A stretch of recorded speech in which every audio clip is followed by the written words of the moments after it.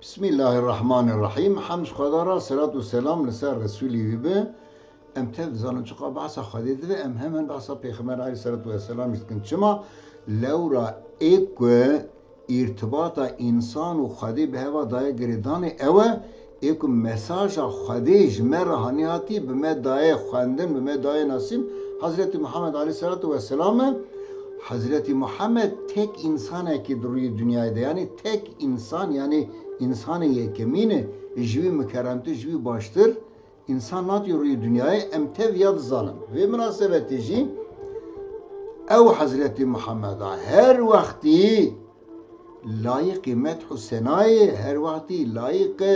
merü pezni ve de methu senayi bikir li ser meci ferze em her vakti Hazreti Muhammed aleyhissalatu vesselam halkı bidin nasin pesnivi bidin methu senayi bidin khal nas bike khal dava vi nas bike khal doza vi nas bike khal bike ve riyavi khal bike ve şopavi ve vazifamaya gereken bikin.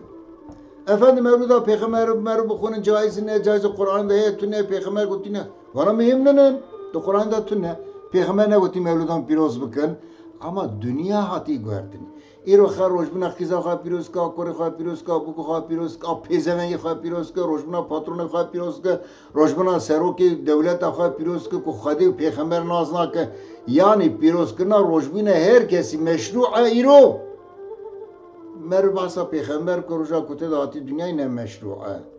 ewe çağı tüne bu adete usa adet naha derketi naha خد روش معين باسا انسان قنج دك باسا انسان معين دك کو خل و ناس بك اد انسان داجي ج حضرت محمد چته کستنه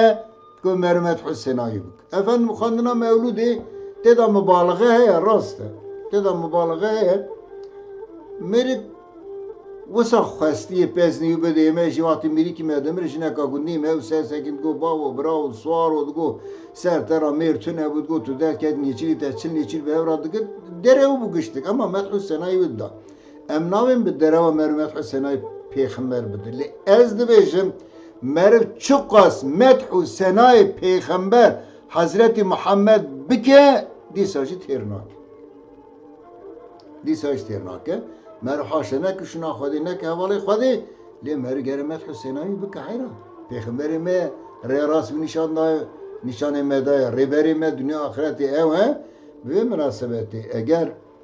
di rojê meayen da rojbûna wê da roja wefata wê da ya jî di meyên meayen da meriv behsa peygamber ku peygamberê xwe bide nasîn tiştekî gelekî baş ez wisa difikirim tiştekî gelek baş e lê di Methu Senayî da jî meriv pir mübaliğe neke xweştir dibe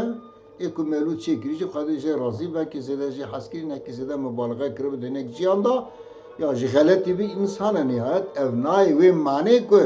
filan kesî şaş gotî kêm gotî zêde gotî gere em jî ji rî wê de dixê behsa peygamber nekin Methu Senayî peygamber nekin nayê wê manê şaş e ha rojbûna peygamber de ya rojê meayen de ya rojî îniya da meriv seminera bide meriv konferansa bide meriv peygamber bide naskirnê gelek tiştekî xweş şertî îla meriv mevlûd bixwîne meriv dikare hinek helbestê xweş li ser peygamberê xwe binivîsîne bêje çi zirar têde ye bi min zirar têda tune û bi min tiştekî gelek jî baş e